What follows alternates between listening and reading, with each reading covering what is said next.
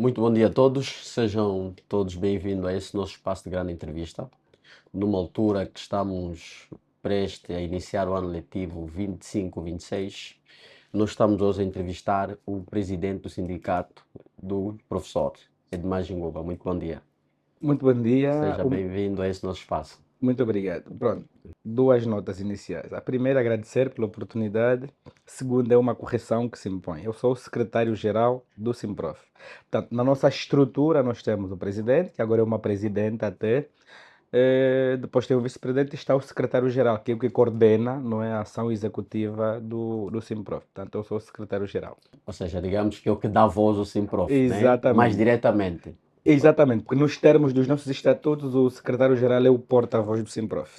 Ok, ok. Exatamente. Bem, dando mesmo já início da nossa entrevista, a primeira pergunta é qual é a perspectiva ou qual é a avaliação já que faz do ano letivo transato, uma vez que daqui a um mês começamos o próximo ano letivo, qual é a avaliação que faz do ano letivo 24-25? Olha, se nós tivéssemos tido uma entrevista anterior para fazer a avaliação do ano letivo 24-25, a primeira coisa que lhe responderia é que eu reponho o que lhe disse na entrevista anterior. E por que é que eu começo a responder a sua pergunta desta forma? Porque, infelizmente, nós estamos condenados a fazer a mesma avaliação sempre que terminamos um ano letivo e depois preparamos o outro. Porque, infelizmente, nós continuamos com os mesmos problemas, os mesmos desafios e o sistema não tem dado as respostas necessárias no sentido de debelar todas as insuficiências que nós temos no setor. De tal forma que, ao terminarmos um ano e ao transitarmos para o outro, infelizmente, os problemas continuam, avolumam-se, inclusivamente porque já encontram aqueles que continuam estanques, porque não foram resolvidos, e vão se juntando, na verdade, outros, portanto, a tendência de se avolumar. Portanto, a avaliação é sempre uma avaliação relativa, não é? Porque os pais têm feito a sua parte de matricular os seus filhos nas escolas. Os professores, mesmo com muitas dificuldades, têm feito também a sua parte de estar ali na escola para trabalhar com os nossos alunos e pronto, no final, infelizmente, os resultados são aqueles que nós temos tido. Em termos de aproveitamento, penso que nós, enquanto professores, temos feito o máximo que podemos no sentido do acompanhamento dos nossos alunos, no sentido de, apesar de termos muitas dificuldades, mas conseguirmos nos superar juntos. Quando fala que vou ser obrigado a fazer as mesmas avaliações e os mesmos desafios, quais são esses desafios, né? Que lhe impõe a dizer os mesmos problemas, os mesmos desafios, quais são exatamente? Boa pergunta. O professor, ou qualquer profissional, antes de me cingir diretamente ao professor, qualquer profissional tem de ter um mínimo de condições para poder desenvolver a sua atividade. Portanto, está aqui agora a me entrevistar, mas está uma equipa que não está aqui a aparecer e que criou as condições objetivas e necessárias para que essa nossa entrevista, portanto, seja um êxito, né? A imagem que está a ser captada, tudo o resto. Portanto, isto aqui vale para qualquer profissional. Nós, enquanto profissionais da educação, também precisamos de um mínimo. Estamos a dizer, o mínimo. Já nem vamos falar das condições ideais, porque seria utópico falar de condições ideais na nossa conjuntura. Utópico porque nós não notamos vontade da parte de quem, na parte de quem de direito, no sentido de mudar o status quo. Mas voltando à resposta direta à sua questão, tanto o professor, se quiser ter para ter um melhor desempenho na relação com o aluno, precisa ter naquele espaço da sala de aulas o menor número de alunos possíveis para que ele possa ter uma interação com esses alunos. O regime jurídico do ensino geral estabelece 36 alunos por cada turma. Portanto, cada um daquele espaço que é a sala de aulas tem de haver um rácio, né, de 36 alunos por cada professor. Entretanto, o que é que nós temos? Nós temos nas nossas turmas, desde o ensino primário ao secundário, o dobro, o triplo, ou 4, 5 vezes mais esse número exigido por lei. O número até que a lei, na minha perspectiva, este número que a lei estabelece até já é muito. Se nós pudéssemos ter 25 alunos por turma, seria muito bom. E por quê? Porque o professor, para além daquele período em que ele está, em que ele tem aquela interação, em que ele ministra a sua matéria, os conteúdos para os seus alunos, ele precisa também de prestar naquele mesmo tempo que ele tem, que são 40, vai entre 45 e 50 minutos, uma interação permanente com os alunos. Ele precisa andar de carteira em carteira para conversar com os alunos, porque o nível de absorção de conhecimentos não é o mesmo. Portanto, o nível em que cada um absorve as aprendizagens naquele momento não é exatamente o mesmo.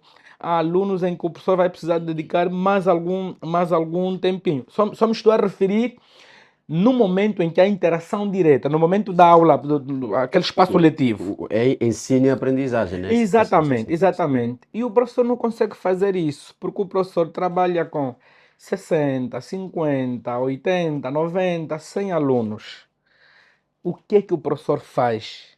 Uma palestra, não é? O que é que uma palestra, um comício. Tanto aquilo acaba sendo, sem exagero, um ato, um pequeno, um micro ato de massas. Não é? Um micro ato de massas. Com isso está querendo dizer que é injusto pedir-se qualidade de ensino, nesses termos?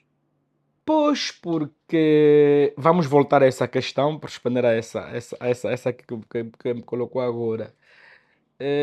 Nós só podemos exigir qualidade se nós criamos as condições para que essa qualidade seja, portanto, verificada, seja tangível. Portanto, se eu não crio as condições objetivas para termos essa qualidade, eu não posso esperar mais, eu não posso esperar grandes coisas. Portanto, costuma-se dizer que nós só colhemos o que plantamos, né? Portanto, se eu planto feijão, é porque eu espero colher feijão. Eu não vou esperar milho. Se eu plantar 5 quilos de feijão, eu não vou querer ter 10 sacos de feijão depois no período da colheita. Há um treinador de futebol que passou aqui, nós gostamos muito de repetir esta frase como se de uma ladainha se tratasse. Chama-se Djalma Cavalcante, treinou aqui o Petro de Luanda e outras equipas. Quando no momento em que ele treinou uma equipa para ser em Cabinda, ele disse algo assim, naquela espontaneidade que é peculiar dos brasileiros, disse: tu não podes dar pilinha aos jogadores e depois exigir deles bons resultados. Então como é que o jogador come mal e depois tu queres que ele tenha um bom desempenho no campo? Não é possível. Então é desta maneira que eu respondo esta questão, não é? Ligada àquela que vínhamos respondendo. Se o professor não tem as melhores condições ali para o exercício da sua atividade, é claro que o produto não pode ser. Você não pode esperar um grande produto. É claro que nós temos tido alguma capacidade de reinvenção dos próprios professores, dos próprios alunos que se empenham, enfim, mas nós podíamos ter muito mais se nós tivéssemos outras condições. O colega que está aqui ao lado, que responde pela área de educação e informação, ele às vezes diz que nós, nas condições em que nós trabalharmos, mesmo que tivéssemos o melhor profissional da educação a trabalhar nas nossas condições, nunca lograria os melhores resultados. Porque por mais criativos que nós fôssemos chamados a ser, como é que tu podes ser criativo com uma turma do ensino primário de 60, 70, 80, 90, 100 alunos e tu estás, por exemplo, na primeira, na segunda, onde você precisa treinar a destreza com os alunos, habilidades primárias que têm que ser treinadas naquele nível. Como é que você vai treinar aluno a aluno quando os alunos estão num amontoado? E este aqui é o outro desafio. A questão como os próprios alunos se posicionam na sala de aulas. Nossas salas não têm carteiras, a maioria delas não tem carteiras suficientes. Aliás, as nossas escolas não têm carteiras em condições. A necessidade de carteiras avançada pelo Ministério da Educação no seu último relatório é de 1,5 milhão de carteiras para todo o país. Agora a pergunta é, qual a dificuldade? Qual a dificuldade de apetrechar as nossas escolas com carteiras num país que tem até condições para isso? Nós vemos tanta madeira a sair daqui. Eu vivo ali em Cachito, não é? E aquela zona da província do Bengo, Quase Norte, zona de floresta. Eu cresci ali a ver caminhões de madeira a passar todos os dias e até hoje isso acontece. E ainda assim nós não conseguimos ter carteiras nas nossas escolas. E a minha pergunta vai exatamente relacionada a investimento. Que país que se quer construir quando o investimento em educação, né, com base ao GE, está abaixo de 8%, quando até já se exige uma média de 15%, mas nós ainda estamos abaixo de 15%. Que país queremos construir quando esse investimento está aí abaixo de 8% do Orçamento Geral do Estado? O país que as autoridades angolanas querem ter, porque se costuma dizer que aquilo que um Estado quer ter, não é? Portanto, é idealizado no tipo de educação que é disponibilizado para os seus concidadãos. Se calhar isso é propositado até. Se calhar isso é propositado para termos a educação que nós realmente temos, se não vejamos. Não se faz educação de qualidade. Não é? Estamos a dizer, educação de qualidade não é pensar se quer qualidade, mas é outra coisa. Não se faz educação de qualidade sem dinheiro. Todos os países, e não precisamos mencioná-los aqui, que são referência ao nível da ciência, ao nível da tecnologia, ao nível do desenvolvimento multifacetado, são aqueles que ousaram investir muitos recursos na sua educação. Todo país que não investe o suficiente na sua educação está condenado à pobreza, está condenado ao subdesenvolvimento, e este é o nosso caso. Olha, até foi muito simpático quando avançou abaixo dos 8%. Não sei onde tirou 8%, porque nós nunca chegamos perto daí. Aliás, estamos perto, né? Porque nós estamos em 6,4% para este ano. Mas repara que o próprio INE, que é o Instituto Nacional de Estatística, é uma instituição pública, é perentório em dizer que até mesmo esta percentagem na execução fica muito abaixo da metade. Repara, o investimento já é irrisório, não é? Portanto, a média dos últimos 20 anos anda ali à volta dos 5%. A média dos últimos 20 anos. E nesse período de paz que Angola até conseguiu muitos recursos. 5% de média do orçamento geral do Estado, que é o orçamento anual, e 2,4% do PIB. Quando, não diria o ideal, mas quando os instrumentos jurídicos que o governo ratificou internacionalmente dizem que há uma meta, sim, uma meta como referência, o que não quer dizer que o país não possa passar daí, é uma referência, é de investir na educação 20% do OGE, ou o equivalente a 6% do PIB do país. E nós estamos muito longe disso. E qual é o resultado que nós temos? o resultado é o sistema que nós temos com as dificuldades que nós realmente temos. Que depois as pessoas perguntam, mas por que ao nível da educação está sempre a reivindicar-se dinheiro, mas tem que haver muito investimento, muito investimento. Tá, repare, estávamos aqui agora a falar da questão da sobrelotação das salas de aulas. Como é que se resolve isso? Se resolve com dinheiro. É com dinheiro que se vão construir mais e melhores escolas. Estamos a falar de escolas que atendam ao protótipo de uma escola, que tem salas em condições, salas com ventilação, nas zonas em que há níveis de temperaturas elevadas, que tenham climatização, que tenham bibliotecas, que tenham internet, para o caso dos centros urbanos, que tenham quadras polidesportivas, portanto, tudo isso. E nós vamos visitar aqui as nossas escolas, aliás, o vosso órgão de imprensa está aqui no casco urbano, portanto, podem visitar ali as escolas, portanto, o referencial pode ser as escolas que estão aqui no centro da cidade. Portanto, se aqui ao nível do centro da cidade tens essa amostra, agora imagina lá, imagina na periferia, não é? Imagina na periferia, onde alunos estudam em acampados. Porque não estamos a imaginar que 100 alunos possam caber numa sala de 6 metros, 6 por 4, por exemplo. Não é possível, não é?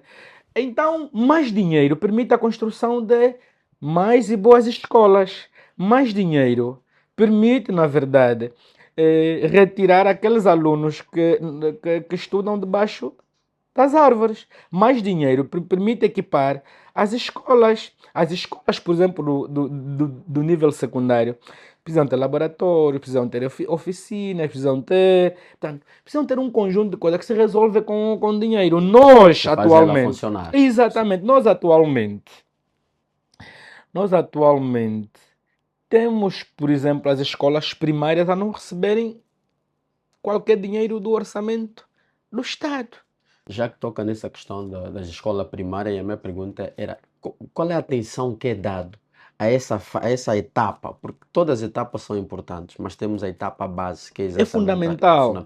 qual é a atenção que é dado a essa fase de ensino? E essa etapa é tão fundamental que se chama mesmo ensino fundamental, não é? O ensino fundamental começa do sistema de educação, do subsistema de educação pré-escolar, não é? Que envolve as creches, o jardim da infância, enfim. Qual é a atenção que se dá? Portanto, vamos lá ver se retratamos isso com base em números. O nível de cobertura oficial entre creches e jardins de infância para esse subsistema de ensino, da educação pré-escolar, que envolve, como já dissemos, as creches, o jardim da infância, é de 11% ao nível do país. Mas nós, quando andamos pelas províncias, vamos perceber que até o governo já não tem jardins de infância, não, já não existe. Existem, portanto, creches que são tuteladas pelos privados. E imagina, qual é o acesso para quem tem condições de colocar o seu filho numa creche? Se calhar o Alexandre não tem. Eu também, se calhar, com aquilo que eu ofereço, se calhar vamos chegar até aí, também não tenho. Porque se nós já não temos como pagar as contas só com a alimentação do mês, imagine para colocar a criança na creche. A cadeia, né? O nosso sistema de ensino começa mesmo ali, na educação pré-escolar, ou seja, aos 3 meses a criança entra para a creche. Aos 3 anos entra para o jardim, aos 3 anos entra para o jardim, 3, 4 anos para o jardim infantil. Depois disso é que vai para o pré-escolar, aos 5 anos. Depois do pré-escolar é que entra para o nível primário, onde vai para a primeira classe. E o que é que acontece? Como nós não temos essa cobertura ao nível do país, não é? Já que fala da atenção, Atenção, quer dizer, não há atenção, porque isso que acabamos de dizer aqui demonstra realmente pouca atenção nesse nível fundamental. O que é que faz? O que é que acontece? Muitas crianças acabam saindo de casa para a primeira classe aos 6 anos. E repara os constrangimentos que decorrem exatamente disso. Imagina uma criança que não passou por esse processo, não esteve na creche, não esteve no jardim da infância, não esteve no pré-escolar. Ela aos 6 anos é matriculada, aos 6 ou 7 anos, porque 7 anos depende, imagina. As nossas escolas também, vamos depois chegar aí, não é? Vamos chegar aí. Como o nível de cobertura é reduzido com a pressão que há nas escolas, às vezes aos 6 anos não consegues matricular a criança na primeira classe. O que é que acontece? Perde aquele ano. Portanto, ele vai ter que ser matriculado vai ter que ser matriculada a criança, não é? Aos 7 anos na escola. E aos 7 anos, tendo sido ignorada essa etapa fundamental. O que é que acontece? Ao professor ou à professora que recebe este aluno que não teve esta preparação nessas etapas. Imagina, ele tem que dedicar, ele tem que se ocupar com essas crianças, não é? De ministrar, não é? Aqueles conteúdos Que que, não são, teve, que né? ele não teve no pré-escolar, no jardim, que não teve, que são fundamentais para que a criança tenha um bom desempenho quando chega no ensino primário, quando é matriculado na primeira classe. Agora imagina, como é que o professor ou a professora pode dedicar essa atenção se ele tem uma praça assim, uma praça de alunos à sua frente, não é? E sentado aos amontoar, porque sabe que nós temos escolas primárias em que os alunos escrevem, quer dizer, a parte que seria o tampo da carteira é a parte traseira do outro aluno, não é? Aqui as costas, a parte traseira do outro é a parte, e assim sucessivamente. E alguns se sentam naquelas cadeirinhas, não é? Como nós estamos sentados aqui, aquelas cadeiras pequeninas, não tem onde apoiar. Apoia aqui o caderno sobre o joelho. Isto aqui pode parecer insignificante, mas é fundamental. Porque nós, quando passamos lá nas escolas de formação de professores, vimos que a maneira como o aluno se senta Também influenciar na sua aprendizagem. influencia Em exatamente. vários países, relativamente, vamos aqui às metodologias, estratégias, usa-se muitas estratégias lúdicas, né? Estratégias mais práticas nessa fase inicial. Como é que nós estamos aqui na nossa realidade? Isso já é possível? Essas estratégias de ensinos lúdicos, ensinos práticos, já é possível isso? Mas, Ou acaba sendo condicionado por todas essas razões que anteriormente acabou por mencionar? Evidentemente, mas pronto, mas os professores e as professoras, sobretudo as professoras, né, nós temos maioritariamente mulheres a atuar no ensino primário, sim, têm buscado da sua criatividade para desenvolver atividades lúdicas com os alunos, mas muitas vezes são condicionadas a esses fatores todos que nós acabamos aqui de enumerar. Porque até aí da própria escola nem tem espaço para que o professor ou a professora possa desenvolver atividades lúdicas com os alunos. As atividades lúdicas são fundamentais à aprendizagem nesse nível de ensino. Por isso é que não vamos dizer que não noutras realidades, não. É uma obrigação neste nível de ensino. Portanto, se eu tiver 20, 25, 30 alunos a trabalhar, se eu tiver a trabalhar com esse número de alunos no ensino primário, é claro que eu tenho tempo suficiente para desenvolver, não é, as mais variadas atividades que ajudam, que melhoram, que aceleram a aprendizagem dos alunos. Portanto, eu vou desenvolver um conjunto de atividades. Mas se eu já estou a trabalhar, imagina como é estressante trabalhar com 100 alunos no ensino primário. Alexandre nunca foi professor, né? Portanto, quem está aqui para responder as perguntas sou eu, mas ele faria essa pergunta retórica, mas nós, na verdade, vivemos um calvário nas nossas escolas. Porque a criança, imagina, que tem 6 anos, 6, 7, 8 anos, a dada altura, estava a dizer ao professor que o professor ou a professora é que olha, eu já quero ir a casa. Não é? Já quero ir a casa. Porque eles estão num amontoado que o professor não tem como prestar atenção a todos eles ao mesmo tempo. Depois, outro fator que influencia na aprendizagem dos nossos alunos, já que estávamos a falar na sequência da questão da atenção devida a este nível, não é? A este nível fundamental, é a questão da fome, a questão da alimentação. Imagina que são poucos os pais neste país que têm condições de preparar uma merendazinha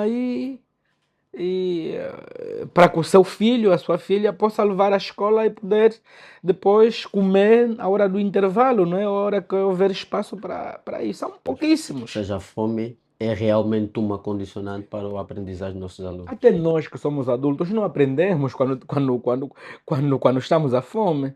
Imagina a criança.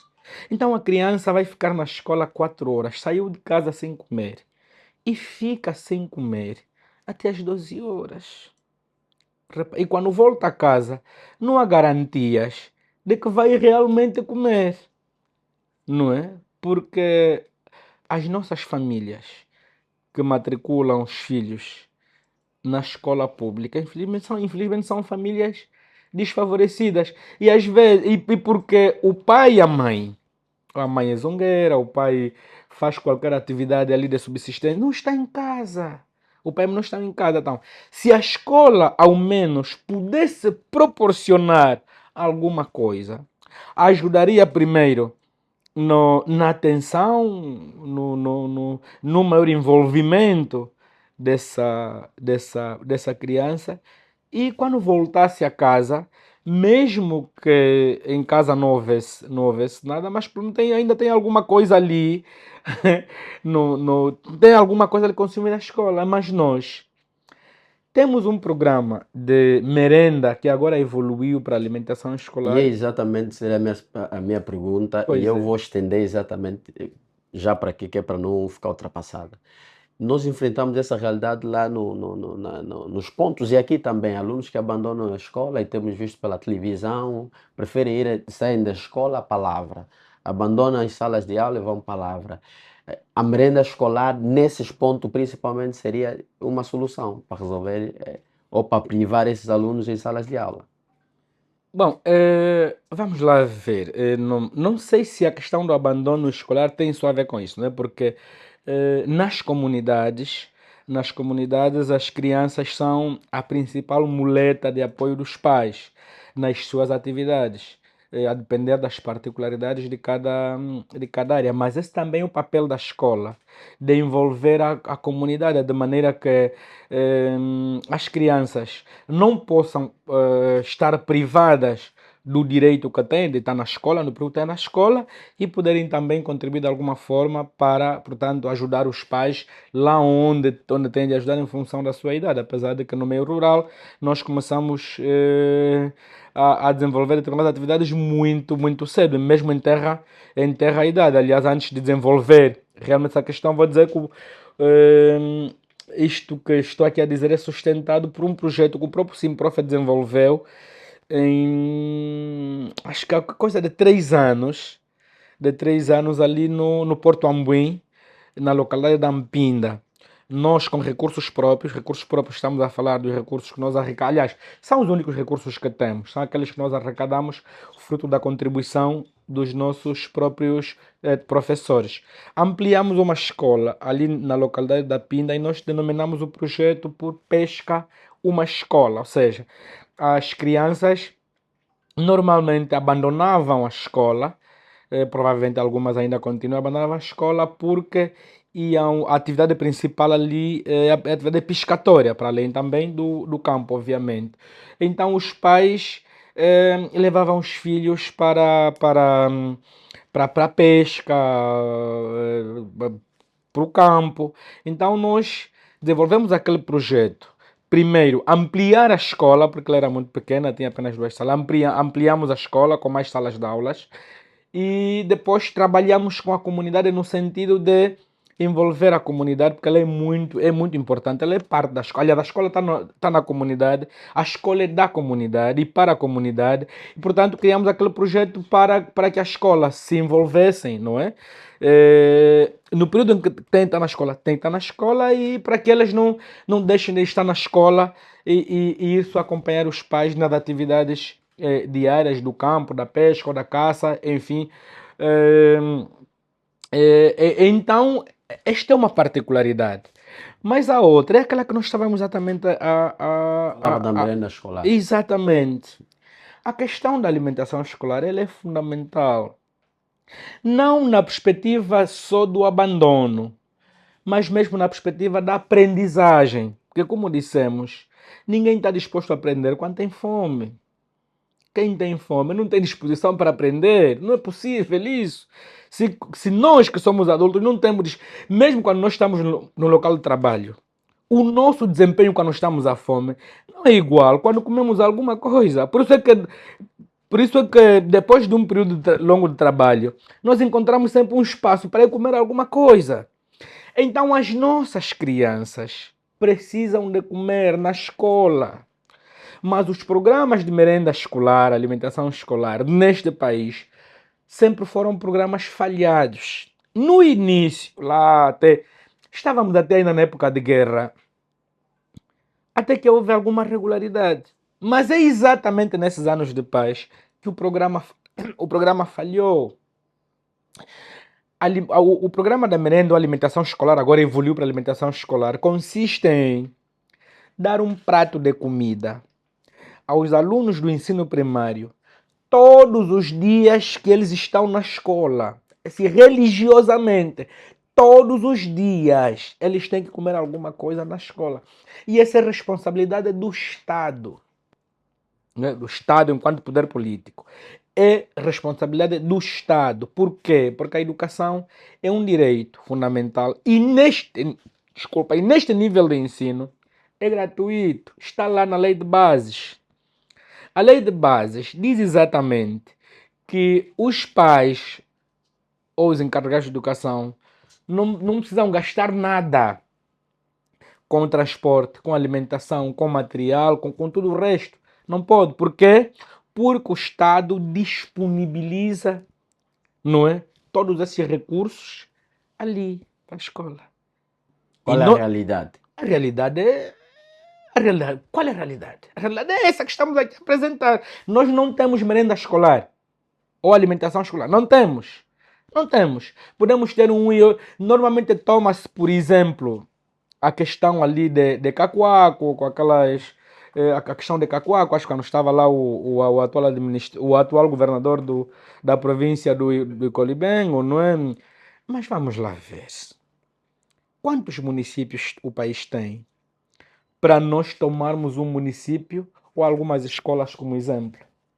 Se nos tivessem dado como exemplo, não, 80% das escolas do país, no nível primário, têm merenda escolar todos os dias, dizemos, não, está certo, vamos agora trabalhar para aqueles 20%. É que estamos a falar de uma porcentagem que não chega a 1%. Não é? Então nós não podemos tomar um exemplo residual para depois dizer que nós temos merenda escolar no país. Agora, podemos sim pegar esse exemplo como exemplo de sucesso para replicar. O governo aprovou 450 mil milhões de kwanzas para o programa de alimentação escolar.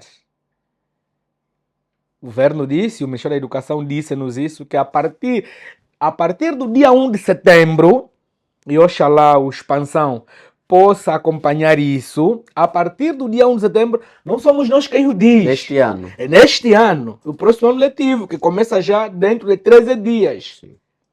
A partir do primeiro dia que os nossos alunos forem à escola, neste ano letivo que se avizinha, os nossos alunos do ensino primário vão ter direito a um prato de comida que está avaliado em 376 kwanzas, que no global, para todo o ano, dá esses 450 mil milhões de kwanzas.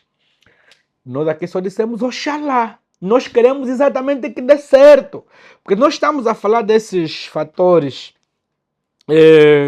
que infelizmente fazem com que nós não tenhamos os níveis de qualidade que gostaríamos de ter. Quando estamos a nos referir assim é porque estamos a reconhecer que temos alguma qualidade, porque nós somos produtos dessa escola pública do país, não é? Mas nós queremos ter muito mais, então nós estamos a desejar que realmente esse projeto seja execuível. Mas nós aqui temos que ser como São Tomé, ver para crer. Porque nós tínhamos um programa até aqui que atribuía de forma simétrica 3 milhões de kwanzas às administrações municipais. E o que as administrações, na rubrica do combate à pobreza, Fundo de Combate à Pobreza, e o que as administrações municipais faziam? Escolhiam uma escola onde num trimestre davam comida num dia aos alunos e depois já não se dava mais. Não, o conceito de merenda não é esse. E ainda bem que o governo foi buscar a experiência do Brasil. Foi buscar a experiência do Brasil, porque o Brasil dá um prato de comida, ou seja, você come mesmo, não é? Come mesmo. Mas nós temos dúvidas se até aqui não conseguiam dar um sumo e um pacote de sumo, uma bolacha, ou mesmo que nós recorrêssemos a produtos, não é? Do campo, naqueles produtos mais abundantes nas localidades. Se não conseguimos dar isso, vamos conseguir agora. Oxalá o governo consiga isso. Mas é um desafio que nós lançamos ao Expansão, e como a entrevista vai estar disponível e outros órgãos de imprensa vão ter acesso a isso, lançamos aos outros órgãos de imprensa no sentido do acompanhamento do programa. Exatamente, pois. Desde o lançamento da monodocência criou muitos debates à volta. Queria ouvir um pouco da sua opinião nesse esse debate que se criou à volta, né? Estamos a falar de 2011 ou 12, que desde o seu lançamento ainda se justifica atualmente. Qual a sua opinião sobre a monodocência? É certo para a nossa realidade? Ainda vale a pena continuar com a monodocência? Não? Queria ouvir um pouco. Olha, primeiro uma correção. A monodocência surge no quadro da reforma educativa que aconteceu em 2001. Em 2001, quando é aprovada a primeira lei de bases no sistema de educação, não é? Aquela que ficou conhecida como a famosa Lei 13, não é? Barra 01 de 31 de dezembro, acho que é isso. E esta reforma vigorou até 2014, que foi em 2014 que o Ministério da Educação produziu um relatório exaustivo, não é, que é o relatório global da avaliação da reforma educativa que foi implementada neste período. Portanto, é neste período em que, na verdade, houve uma evolução no número de classes no ensino primário. Porque nós sempre tivemos a monodocência. Vamos explicar quando é que a monodocência passou a ser um problema. Nós sempre tivemos a monodocência, portanto, todos nós que estudamos a quarta classe, pelo menos até aquela altura, sempre estudamos com um único professor. Por quê? Porque o ensino primário era apenas de 4 classes, era constituído por apenas 4 classes, portanto, da primeira à quarta classe. Entretanto, com essa reforma educativa, decidiu-se evoluir, olhando para a educação comparada para os outros países, para o ensino primário com 6 classes, da primeira à sexta classe. E o que é que se fez? Portanto, as pessoas que estiveram na base que trabalharam neste programa, portanto, decidiram simplesmente, com o aumento do número de classes no ensino primário, decidiram também manter a monodocência no ensino primário já com 6 classes. Portanto, até isso podia ter acontecido. Mas há um erro que foi cometido e continua a ser cometido. É que nós, o país, quando me refiro a nós, refiro-me ao país, não preparou os recursos humanos que deveriam atuar nesta nova versão do ensino primário, porque o nível de complexidade das disciplinas que são ministradas até a quarta classe não é o mesmo que apresentam as áreas de, agora chamam áreas de conhecimento. As áreas de conhecimento ou disciplina ainda no mesmo, que comportam a quinta e a sexta classe. E é aí onde nós passamos a ter dificuldade. De repente os professores foram surpreendidos que, olha, você agora vai ter que ministrar todas as disciplinas da quinta classe. Você vai ter que ministrar todas as disciplinas da sexta classe. Portanto, uma pessoa que não tem preparação para ministrar essas disciplinas todas, portanto, os professores foram obrigados a fazê-lo. O próprio Ministério da Educação, nós, a partir daquela altura, começamos a nos bater, porque o programa, isso até já se tornou num disco riscado, porque o programa não auscultou, não é? Aquelas pessoas, ou os quadros que na verdade deveriam portanto, executar o programa, que são os professores. Portanto, os professores foram ignorados. Isso foi dito muitas vezes, portanto, estamos só mesmo a repetir para situar. E o que é que aconteceu? Começamos a ter as dificuldades, porque nós tínhamos professores que tenham habilidades para a língua portuguesa, mas já não tinham habilidades para as matemáticas, para as expressões, para musical, enfim. Então, o que é que alguém faz quando está nessas condições? Há professores, obviamente, que com o autodidatismo, né, decidiram procurar novas formas de aprendizagem para poder responder às exigências, não é, dos alunos naquele nível, ou os alunos nesse último módulo, porque são divididos em três módulos. Nesse último módulo de aprendizagem da sexta classe, melhor, do ensino primário, corresponde à quinta e à sexta classe.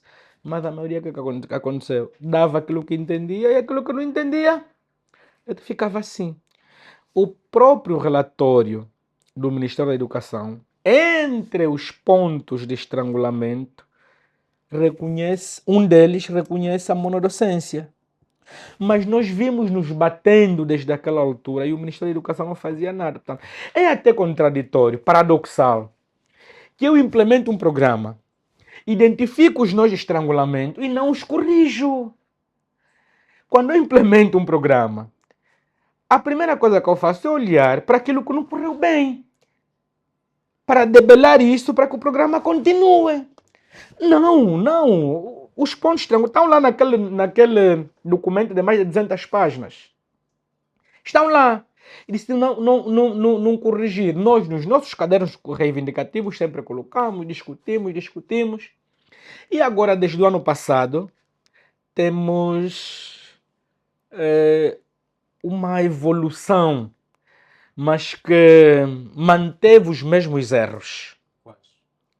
O da preparação, um deles é a preparação dos recursos humanos. Você não vai preparar um professor para atuar com um programa em uma semana. Não. A preparação tem de começar muito antes. Tudo bem que nós temos até depois o governo que vão assim, quando nos ouviram, vão dizer que não, mas nós depois criamos os magistérios primários. Tá bom. Nós criamos os magistérios primários, mas nós ainda não substituímos a maioria dos professores que atuam no ensino primário que não tem preparação para atuar ali. Isso é resultado de um estudo que até o próprio Simprof fez. E as autoridades sabem. No final, o resultado acaba ir pelo estudante, pelo aluno, né? Ele É óbvio, mas para concluir essa parte, para não dizer que nós fomos injustos, portanto, há um novo modelo, há uma nova reforma, vamos dizer assim, mas podemos chamá-la assim, uma nova reforma curricular só para este último ciclo de aprendizagem no ensino primário, que é a quinta e sexta classe. Portanto, reduziram-se as 9 disciplinas, agora estão a chamar as de conhecimento, para 7. E vamos ter agora 3 professores. Ou já passamos a ter, porque o piloto começou o ano passado em algumas escolas do país. 7 áreas de conhecimento, ou 7 disciplinas. e 3 professores, sendo que o professor principal passa a ter 4 ou 5 disciplinas e outros 2 professores auxiliares que vão dar as outras áreas de conhecimento que não são do domínio, né, entre aspas, do professor principal. Mas nós, quando discutimos, e tivemos muitas discussões nesse sentido, nós achávamos que o professor principal podia ter uma redução até, uma redução na sua carga, não é? Na sua carga em função das horas de conhecimento que lhe são atribuídas. Porque repare só em termos percentuais. Se ele, se eram 9 disciplinas, ele dava todas. Reduziram agora para 7. E das 7 dá 5. Só ficaram 2. Ele ainda acaba dando boa parte. E não temos garantias que esse professor tem preparação, porque não houve uma preparação. A preparação deve ser inicial. O professor tem que ter formação, deve estar preparado em termos de formação inicial, ou seja, aquela formação que recebeu no magistério primário e numa escola de formação de professores de nível superior. Deve ter essas valências. E se por um lado temos as escolas, temos os magistérios primários, mas já ao nível do ensino superior, não temos o currículo adaptado às necessidades do ensino primário, não obstante termos a especialidade de magistério primário em uma ou outra instituição de ensino superior, mas não está adaptado. Fala-se muito que não, vamos adaptar, mas não está. Então, na verdade, vamos engatinhando, mas continuamos, já para terminar essa parte, continuamos com o problema da monodocência ainda para tempo, porque a maioria das escolas do ensino primário ainda continua em regime de monodocência, porque agora, oxalá, neste ano letivo, começamos a primeira fase da generalização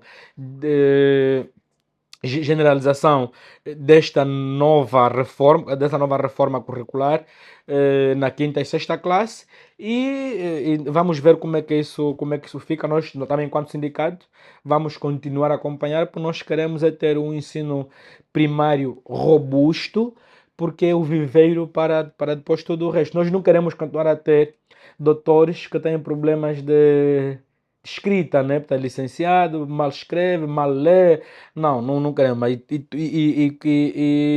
onde é que se trabalha tudo isso? No ensino primário. Se alguém passa desta fase, se alguém sai bem.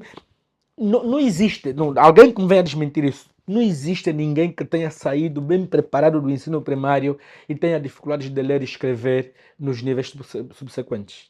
Aqui a criação, a estipulação dos programas também não é essencial relativamente à aprendizagem que fala sobre escrever e tudo mais.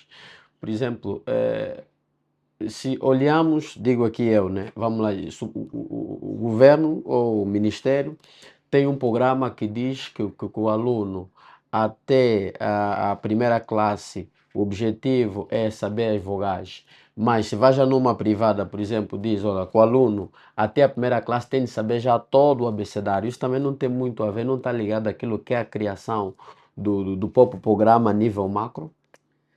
Mas nem é propriamente o governo que deve dizer. Há coisas que são até universais, porque cada nível de ensino tem um perfil de saída.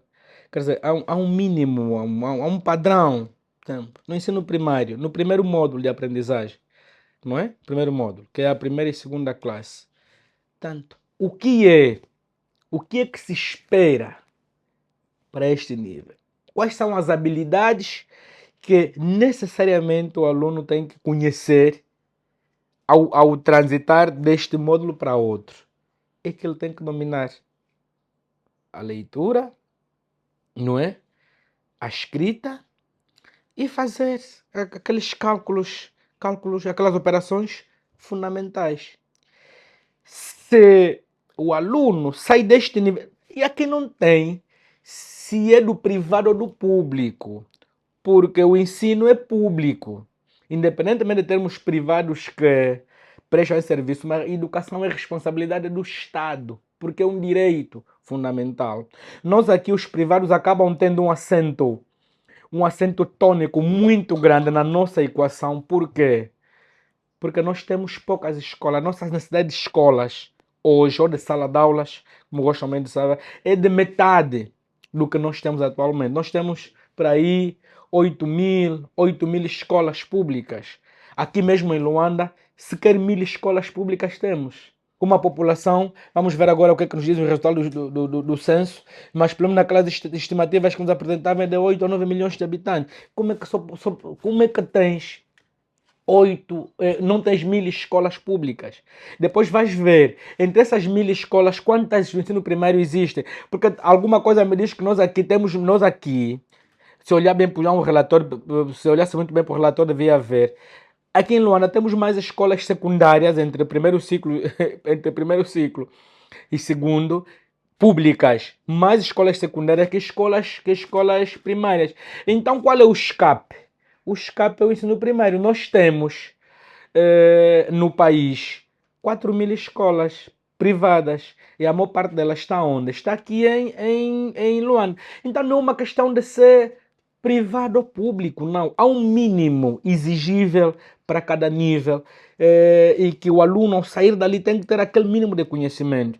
Se o aluno sai deste ciclo de aprender, primeira, segunda classe, não sabe ler, eu primeiro aprendi a ler na primeira classe mesmo. Se ele não sabe ler, se ele ao transitar sai desse ciclo, primeira, segunda até a terceira, e não sabe ler, já está mal, está errado. É porque falhamos como sistema, falhamos. E é o que ocorre, é o que nós mais temos. E por quê? Por conta de tudo aquilo que nós já dissemos, vamos continuar a dizer.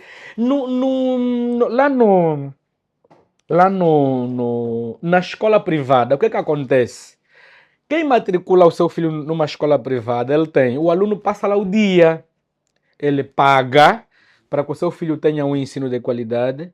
E o que acontece? Se calhar o filho dele entra lá na creche, quando chega no ensino primário, ainda tem as aulas de ensino primário, as turmas não são abarrotadas, os professores e as professoras têm tempo suficiente para trabalhar as habilidades necessárias daquele nível com esses alunos, e depois disso ainda têm as atividades em tempos livres, não é? Ainda têm que trabalhar as atividades em tempos livres. O aluno passa ali o dia ocupado a fazer alguma coisa. É claro que ao transitar da primeira e da segunda classe, esta criança sabe ler. Agora, se ele chegou na primeira classe sem passar por aquela cadeia toda, como é que você espera que ele, ao transitar da primeira para a segunda, vai saber ler se tu estavas a trabalhar com coisas da iniciação? O professor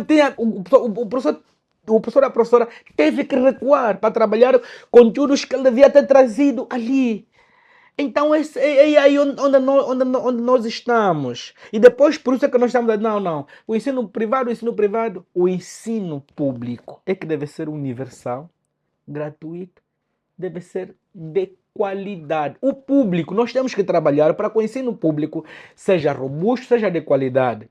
Agora, o privado vai ser uma opção para quem acha que vai colocar lá e não uma necessidade. Nós hoje, colocar o filho numa instituição privada de ensino é uma necessidade. Pois é. A minha próxima pergunta seria: quantos alunos temos fora do sistema de ensino? Sabe mais ou menos dizer? Quantos temos a nível geral? Vamos começar a responder essa pergunta. Eu não lhe posso dizer. Não posso dizer, por quê? Porque o próprio Ministério da Educação também não sabe dizer.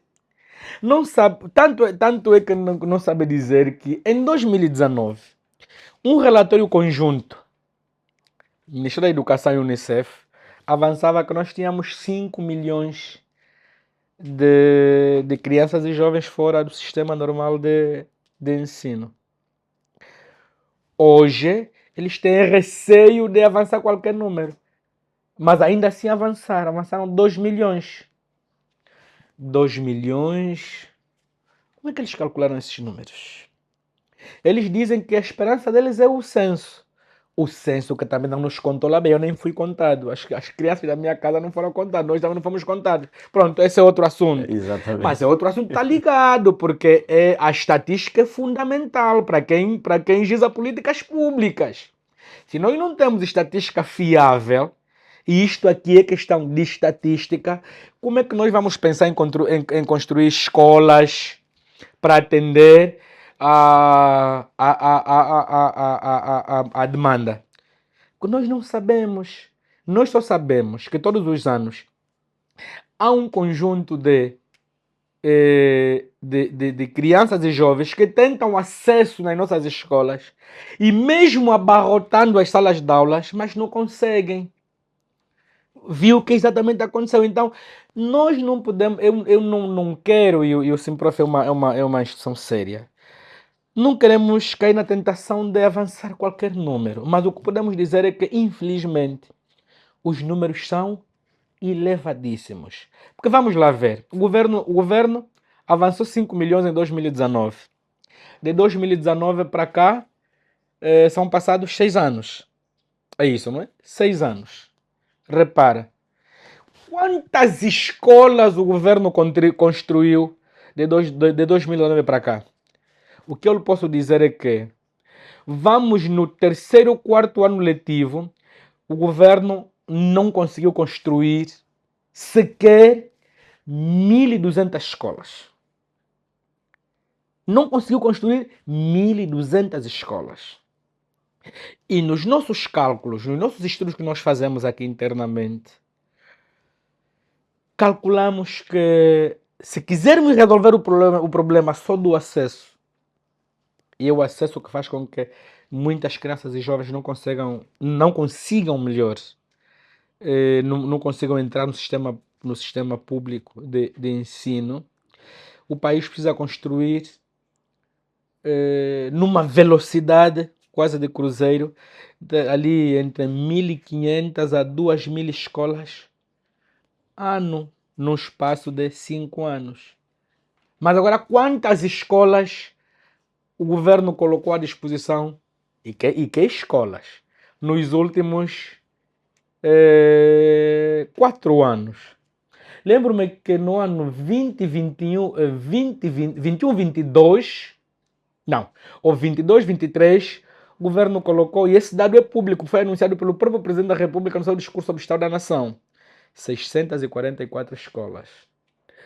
Entre 23 e 24, exatamente, o governo colocou à disposição 300, não, 200, entre 200 e 300 escolas. E entre 24 e 25, o governo colocou à disposição 50 escolas.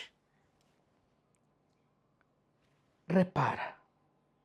Então, como é que o número pode ter reduzido bruscamente de 5 milhões para 2 milhões se a construção de escolas não acompanhou no mesmo passo O crescimento da o população, crescimento né? da população? Estamos com 3,1. Por cento de crescimento da Exatamente. população. Então, o sistema, infelizmente, não tem conseguido dar aí respostas adequadas a esse crescimento exponencial da nossa população, que obviamente está aí, obviamente, também o crescimento da população estudantil. Na nossa realidade, hoje ser professor está associado a uma solução para alguém que parece que não tem nada a fazer. Acha que há aqui uma política que tem desvalorizado essa profissão? Eu até pensei que a pergunta terminaria. A profissão está associada à pobreza? E eu responderia tempestivamente sim. Olha, infelizmente, ao nível do mundo, a profissão professor tem atraído poucas pessoas. E nós aqui, pior ainda. Pior porque a profissão docente é aquela que tem à sua disposição o binômio, as piores condições de trabalho e as piores condições remuneratórias. Um professor, doutor, aqui tutelado pelo Ministério da Educação, que atinge o topo da carreira, o primeiro grau da carreira, tem um salário de 500 e... perto de 550 mil kwanzas. Professor doutor, perto de 550 mil kwanzas. No extremo, no extremo, aquele que atua no nível fundamental, não é? O professor primário lá não tem 200 mil kwanzas do seu salário. E repara, quem é que se sente atraído a entrar para uma profissão assim? Mesmo que até seja uma paixão. Então o que é que acontece? Como o setor da educação é aquele que mais emprega, porque é aquele que tem mais concursos públicos quase anuais, as pessoas encontram o setor da educação como um escape. Quer dizer, um espaço para poderem ter o primeiro emprego. Porque quando você não tem emprego, tem que encontrar maneira de ter um. Depois de ter aquele, tu estás mais confortável em procurar outro. E o que é que nós estamos a assistir, hoje por hoje?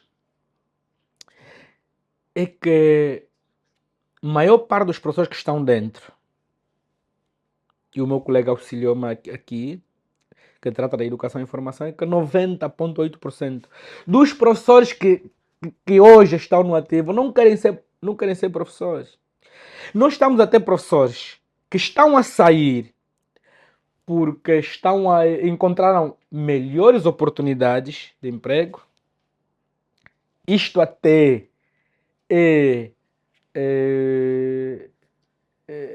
não sei se digo se é aceitável ou atendível.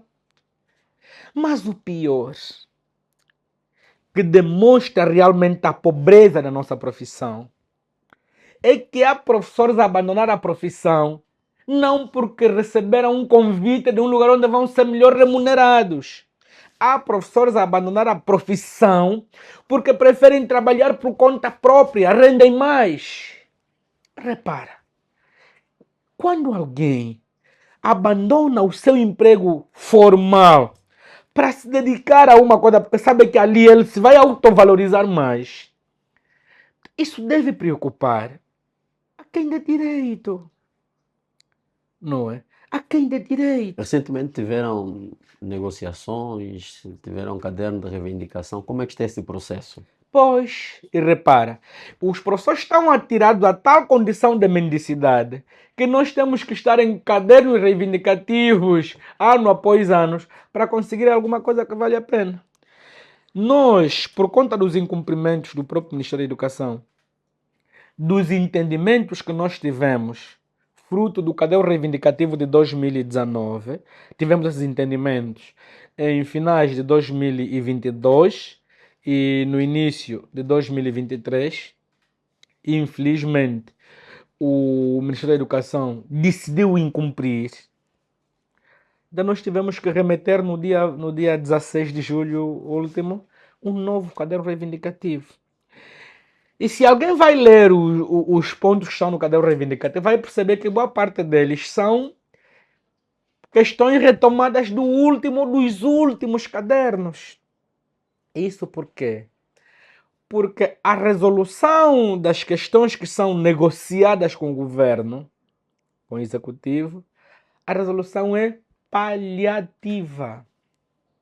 É paliativa. Não é? É paliativa. Um exemplo disso.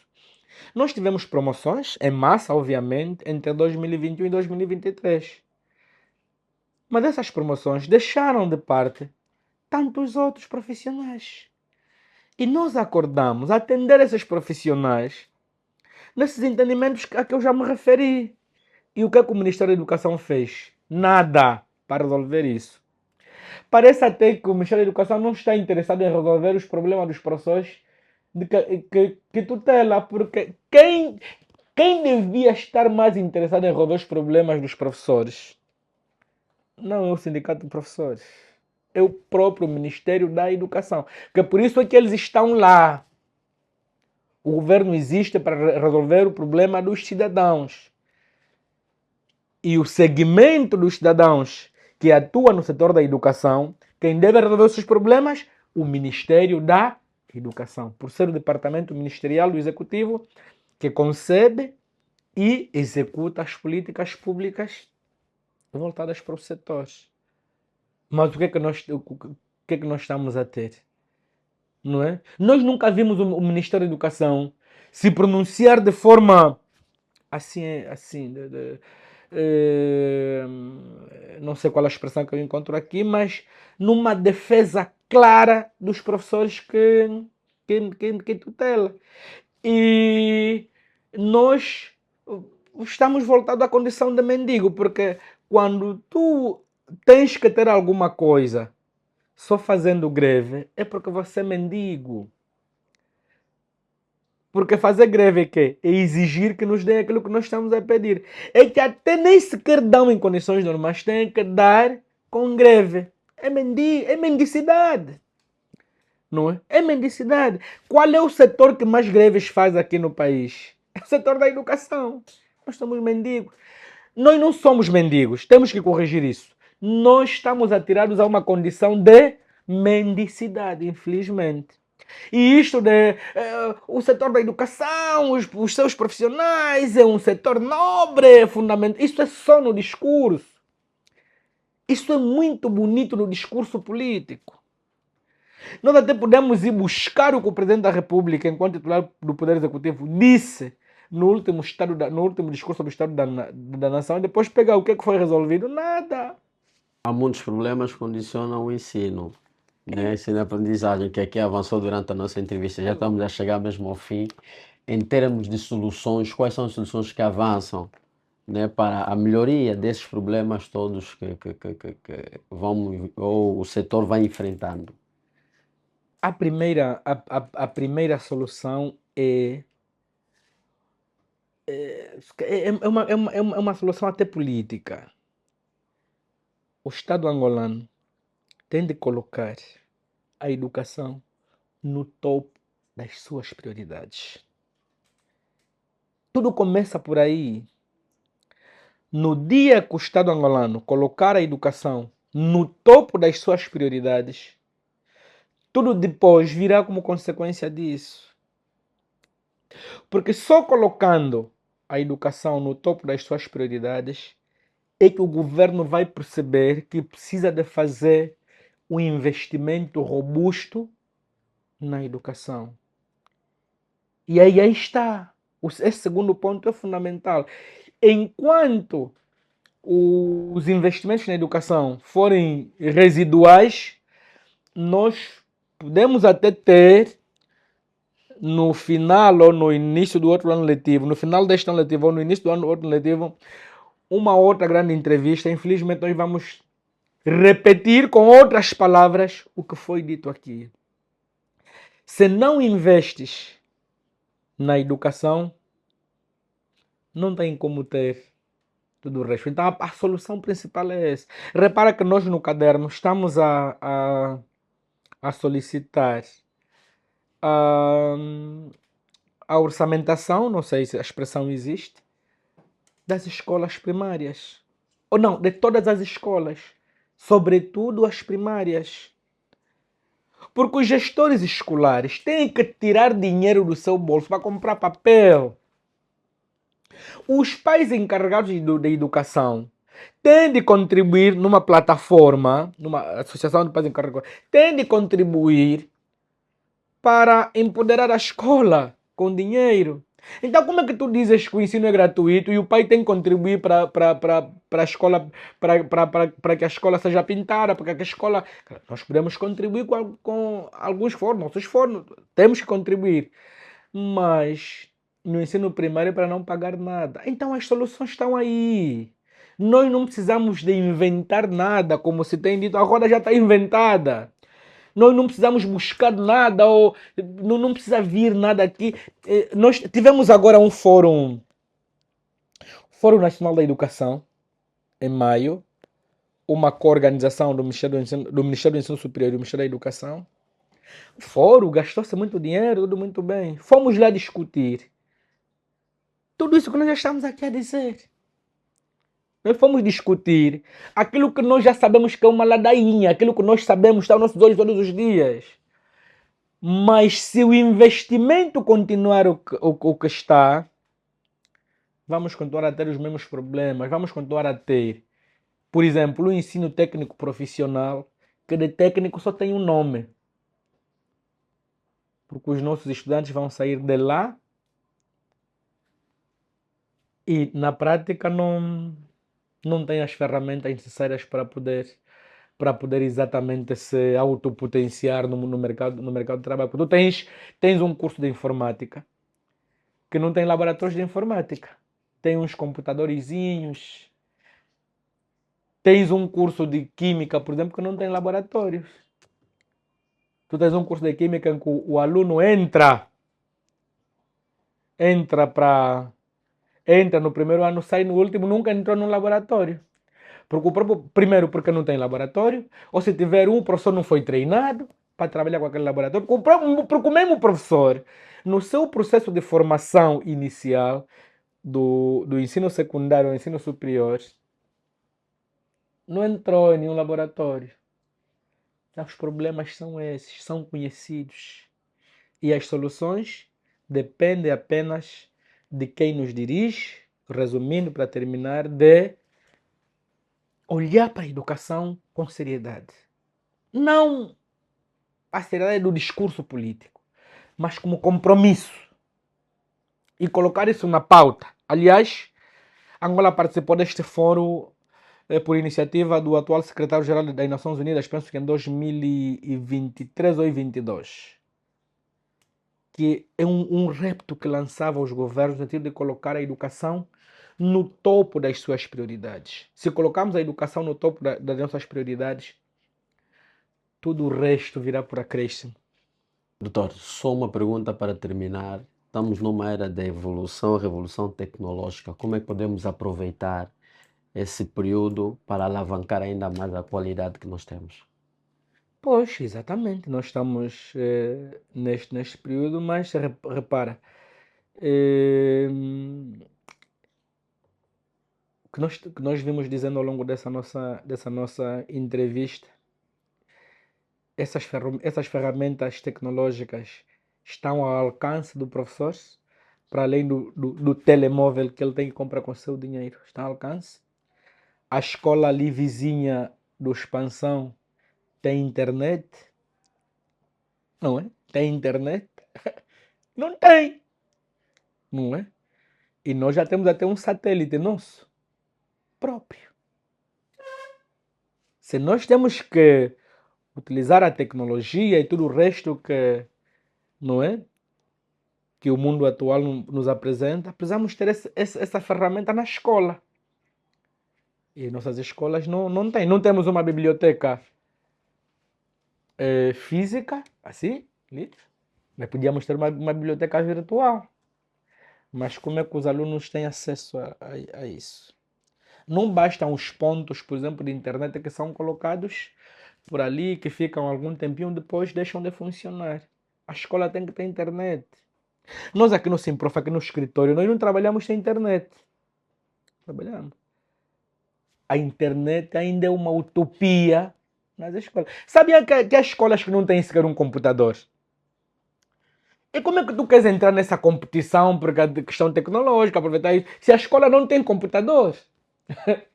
O próprio professor, existem professores que nunca tiveram um computador na vida. Não é? Nunca tiveram. Há professores que não conseguem ter um computador smart. Então, se o salário dele são 180 mil, ele vai ter esse telefone smart como? Mesmo que ele vá pagar lá naquelas que agora estão a vender em prestações. Você para tirar 50 mil quando é para pagar um telefone em prestação e depois em casa vão comer o quê? Repara que é isso. Nós precisamos aproveitar essas ferramentas, não é? Colocá-las à disposição para que professores e alunos tenham acesso a elas. Porque senão, de nada nos servirá. E na escola, pelo menos, se temos isso, os professores são capacitados.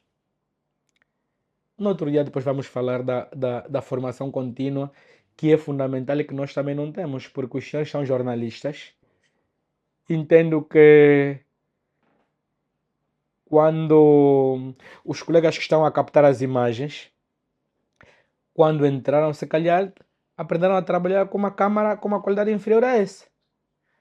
Quando compraram essa, alguém teve que vir explicar como é que se trabalha com essa câmara. E como é que se trabalha com uma outra? Não, isso não temos. Os, Como tens os seminários têm sido realizados em cada final ou no meio do ano letivo? seminário. É melhor não falarmos disso. É melhor não Como é falarmos que se disso. caracteriza essa formação? Infelizmente, algumas escolas tendem a ser um pouco mais criativas, mas no geral não passam de seminários para justificar aquele item que está no calendário escolar, que no intervalo entre os trimestres ou no intervalo entre um ano letivo e outro, tende a haver algum seminário de capacitação, porque nós também, um dos nossos calcanhares daqueles no setor é a própria gestão escolar, não é? É a própria gestão escolar. Se o Alexandre na escola for o professor teoricamente com competência aprovada para poder dirigir a escola e se não tiver ligação com o partido que governa, pode ter certeza que o Alexandre, por mais competência que tenha a demonstrar, não será. Vão colocar alguém que não tem criatividade, alguém que não se preocupa com a escola. Alguém que está lá na escola para se preocupar com aquilo que a escola arrecada. Hoje, por exemplo, agora está no período das inscrições e matrícula, entra alguma, está preocupado com isso, mas não está preocupado com o desenvolvimento da própria escola. Mas hoje já temos bons diretores, enfim, que buscam a sua criatividade. Então, o buraco é muito profundo. É muito profundo, mas o exemplo tem que vir lá de cima, como dissemos. Tem de se assumir que temos que fazer uma revolução na educação. Enquanto isso não for assumido, vamos continuar a falar, vamos ter palavras bonitas, discursos bonitos, mas continuaremos a dar um passo à frente e outro atrás. Doutor Jinguma, muito obrigado. Professor Jinguma, melhor assim. Obrigado pela grande entrevista. Nós é que agradecemos pela oportunidade. E assim fechamos a nossa grande entrevista. Obrigado.